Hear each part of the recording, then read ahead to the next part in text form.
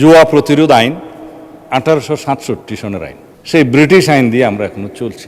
সেইটা 1867 নতুন করে আশা করছি সংসদের এই সেশনে আইনটা আনতে পারবো, ফাইনাল স্টেজে আছি, জুয়া প্রতিরোধ আইন। সেই জায়গায় জুয়া, অনলাইন জুয়া, অফলাইন জুয়া, বিভিন্ন প্ল্যাটফর্ম এগুলো ব্যবহার করে যেই অপরাধগুলো সংগঠিত হচ্ছে তার সাথে মাদকও জড়িত, ওয়েটিং জড়িত, এগুলো এখন আধুনিকায়ন করতে হবে। আমরা আরও অনেক আইন আনার চেষ্টা করছি। আইনি কাঠামোটা দাঁড় করা গেলে সেটা তখন প্রয়োগের ব্যাপার। প্রয়োগের ক্ষেত্রে তখন মিসইউজ হচ্ছে কিনা, অ্যাবিউজ হচ্ছে কিনা সেটা তখন দেখা যাবে, সংশোধনের মাধ্যমে যেতে হবে। কিন্তু আমরা আইনই আনি না। মাননীয় স্পিকার, সবাই এখানে আমাকে বলছে যে মাদক প্রতিরোধ করুন। মাদকের জন্য মাদক দ্রব্য নিয়ন্ত্রণ আইনের ড্রাফটটা করে ফেলেছে, এই সেশনে হয়তো আনতে পারবো। সেখানে মাদক দ্রব্য নিয়ন্ত্রণ আইনের মধ্যে যারা মাদকের জন্য অপারেশন করতে যায়, মাদক ধরতে যায়, তাদের কোনো অস্ত্র নাই মাননীয় স্পিকার।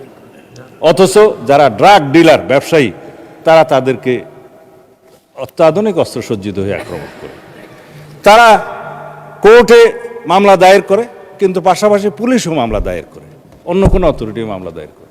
এখন মাদক দ্রব্য নিয়ন্ত্রণ অধিদপ্তরের কাছে তেমন ল্যাবরেটরি সুবিধা নেই এবং তাদের ট্রেনিংয়ের সুবিধা নেই। তাদের অস্ত্র ব্যবহার আমরা করতে দিতে পারি না। অধিকন্তু কিছু কিছু বিষয় আছে, আমার ডগ স্কোয়াড দরকার। যদি ডগ স্কোয়াড দিয়ে মাদক নিয়ন্ত্রণ করা যায়, শনাক্ত করা যায়, সেটা হচ্ছে উত্তম।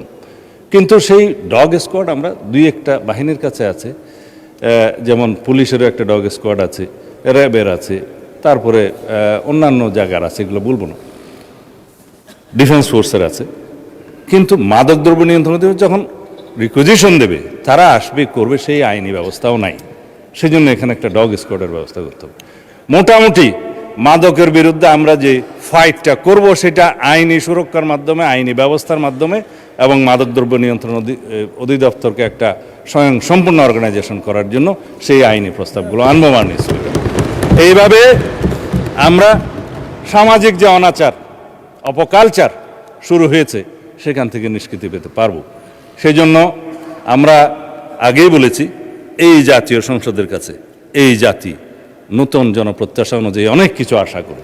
ইনশাআল্লাহ আমাদের কেবল 3 মাস গেছে, আপনারা আরেকটু সময় দেন, দেখবেন ইনশাআল্লাহ আমরা আইনগতভাবে আমাদের কাঠামোগুলো শক্তিশালী করে এই জাতীয় প্রত্যাশা, এই সমস্ত অনাচার, সেই অপরাধ, এগুলো সব কিছুকে আমরা প্রতিরোধ করতে সক্ষম হব।